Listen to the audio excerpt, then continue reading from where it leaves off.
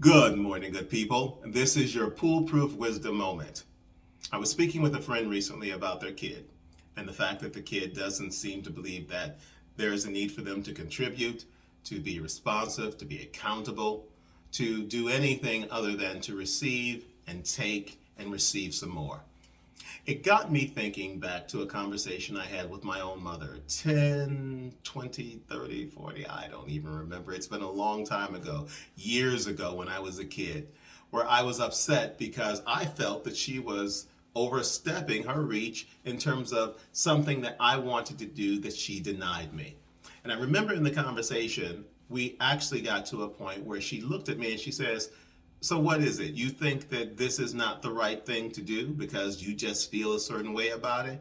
And I said, well, yes, ma'am. I think that I did this and I did that, and it was my right to do what I did.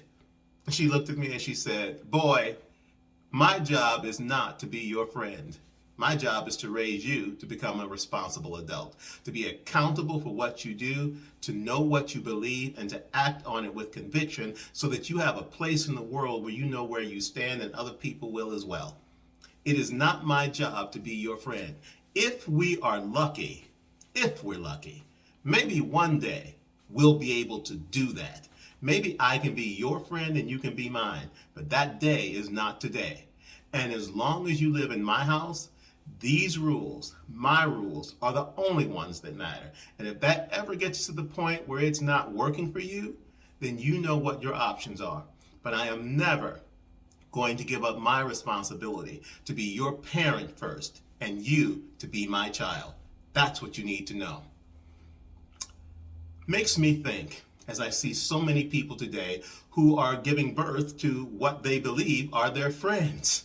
They are not trying to be parents. They are trying to give the child everything that they may have felt they missed out on, everything that they thought they deserved, that they did not receive, that they now are passing on to the child. Every opportunity that they figured that was due them that somehow passed them by. They are overzealously trying to make up for their own lost childhoods in many instances by raising someone to be their ace buku who can be their friend. And in doing that, knowingly or unknowingly, and I think more often than not, it's unknowingly, they are not doing themselves any service, and it's sure as hell not helping out the kid, because the kid grows up without any sense that there are consequences for any actions, that to earn their keep, they must work, that no one's just going to give them anything, and that they must take responsibility for their own hopes and dreams and not expect that someone else is always going to fulfill them. This is a problem. It is not necessary to show love to your child by letting them run amok just to say, this kid is never going to want for anything. The things that kids typically want for that are not received by letting them grow up without rules, without consequences, without responsibility, are an inability to understand what their role is in the world. No knowledge of what it takes to actually get the things that they claim to want if someone doesn't step up and give it to them.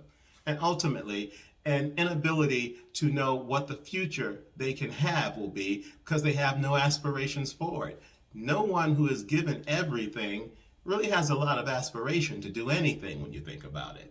So for these parents in particular, I'm going to encourage you, take a moment and think before you believe that you are somehow helping your kid by letting them just run through life without any sense that there are limits, there are responsibilities, and that you, as their parent, are in the best position of determining what those are going to be.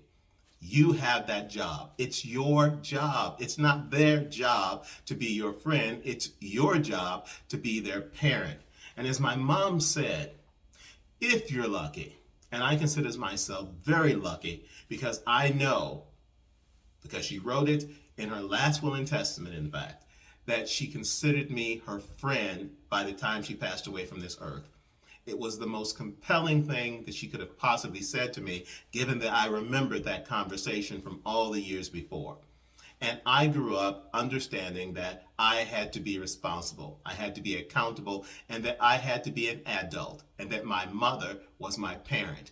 And that Again, if things change because of the nature of our relationship, growing up, and accepting the responsibilities that were given me, one day we could be friends, and we were. So do right by your kids. Don't try to give birth to your friends. Give birth to your child, raise your child, and when they're an adult, if you've done it the best you know how, and in the ways that resonate with them, you will one day have a friend for life. And that is your Poolproof Wisdom moment for today. Find me on Spotify, on Apple and Google Podcasts, on Anchor.fm, and podcast platforms everywhere. And while you're at it, pick up my audiobook, I Am My Own Cause, the third act, available on Audible, on iTunes, and on PooleProofBooks.com. In the meantime, it's the weekend. Have a great one.